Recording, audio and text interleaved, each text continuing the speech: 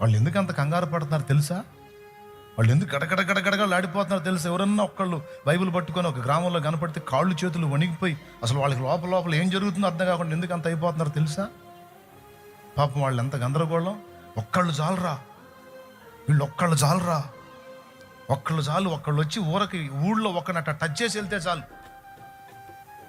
ఇంకా అవుట్ ఇచ్చుకునే ఆటలు అందరూ అవుట్ అయినట్టే. దేవునికి స్తోత్రం, హల్లెలూయా. అందుకే రావద్దు మా ఊరికి, రావద్దు మా బజారుకి, రావద్దు. ఎందుకు అంత కంగారు? నీ పవర్ ఏందో నీకు తెలియదు, వాళ్ళకి తెలుసు. నీ పవర్ ఎంత పవర్ అంటే, నువ్వు అసలు బజార్లో కనపడ్డావంటే మొత్తం వాళ్ళకి అన్ని పనులు మానేసుకొని అసలు ఇంతకు మించిన సీరియస్ మ్యాటర్ ఇంకోటి లేదన్నట్టు కలవరం ఎందుకు? అసలు నీకంటే వాళ్ళే గొప్ప విశ్వాసులు. యేసు ప్రభు పవర్ ఏందో వాళ్ళకి తెలుసు, సువార్త దమ్మేందో వాళ్ళకి తెలుసు. అసలు నువ్వు బజార్లో తిరిగినా డేంజర్ అయినా వాళ్ళకి తెలుసు.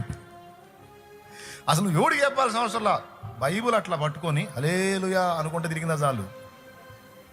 ఆ కూర్చున్న వాళ్ళు ఎవరో ఒకళ్ళు ఆ బజార్లో ఏంది ఆ మడి చేతిలో ఏంది, అదే ఆ పుస్తకంలే, అదే ఆ నల్లగా ఉంటుంది అది బైబుల్ అనుకుంటా. కానీ ఆ బైబుల్ అనగానే అక్కడ యేసు ప్రభు మ్యాటర్ స్టార్ట్ అయింది,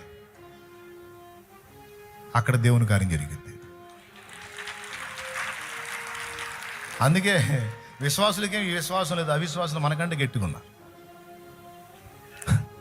వాళ్ళ భయం ఏంటంటే అసలు వీధిలో ఒట్టిగా వాళ్ళు ఎవరు చెప్పాల్సిన అవసరం లేదండి, వాళ్ళు మైక్ కూడా పెట్టాల్సిన అవసరం లేదండి. వాళ్ళ దగ్గర అసలు ఏముందో కానీ, అసలు ఏం మాయ చేస్తారో కానీ, వాళ్ళు ఈ బజార్ నుంచి ఈ దరి నుంచి ఆ దరికి వెళ్ళారంటే ఎవడికొకటికి ఎంటర్ అయిద్దండి. ఏంటిది? వాళ్ళ దృష్టిలోనేమో